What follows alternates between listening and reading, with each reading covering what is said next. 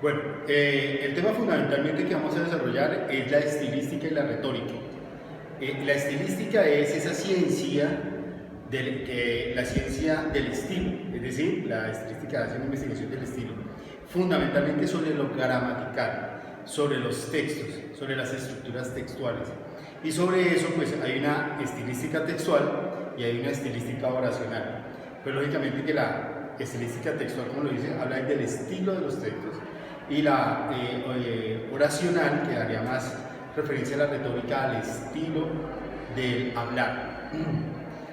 Es importante entender de que la estilística tiene varias connotaciones. Primero, se puede hablar de una estilística cuantitativa, que hace referencia a la parte estadística, cuando podemos hablar de un soneto, y el soneto pues estamos hablando de el cuartetos, estamos hablando de la cantidad que puede tener, digamos, ese poema, u otro tipo de gramática que tiene unos elementos que estadísticamente o se pueden contar, mientras que el cualitativo hace más referencia a la calidad, es decir, por ejemplo, la utilización o la omisión de la utilización de adjetivos.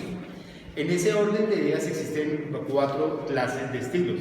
El primero es el estilo semántico, segundo el estilo sintáctico, el tercero el léxico y el cuarto el pragmático.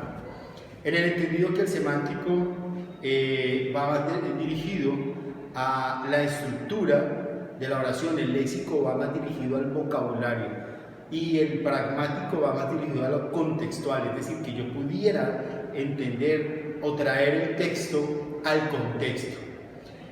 En la retórica es diferente. La retórica es el arte bene dicendi, es decir, el arte de la buena utilización de la lengua. Y aquí hay un factor muy importante en la retórica, porque en la retórica lo que se trata es de convencer.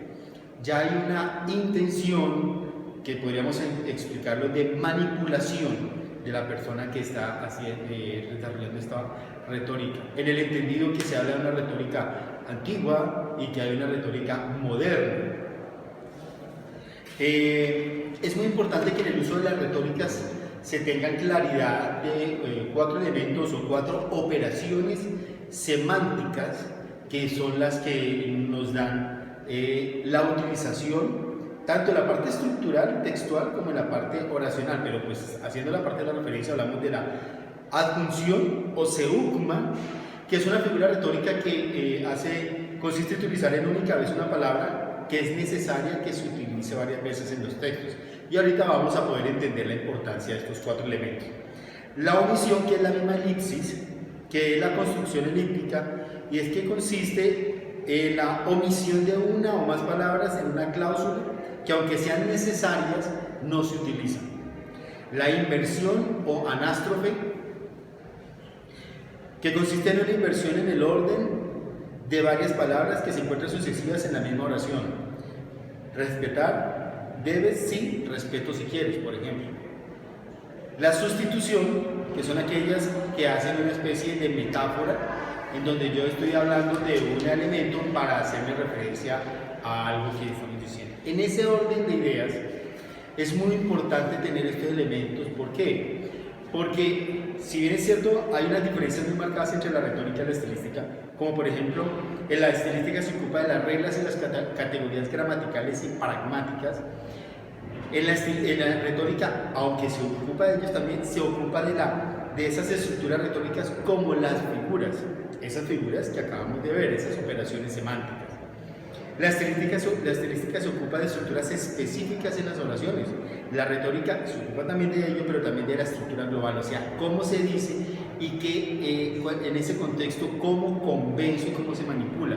Y ahí hay una figuración importante, que es la situación, la localización, la sociedad, los hábitos. Y pues, por decir algo, yo no le puedo decir de la misma manera escucha a una persona que en la época medieval tenía que referirse a un rey diciéndole escucha, cuando el rey se le puede decir en su majestad permita a este humilde servidor, este humilde plebeyo poder dirigirse a usted. O sea, ese juego de palabras es lo que construye ese estilo y lógicamente esa retórica.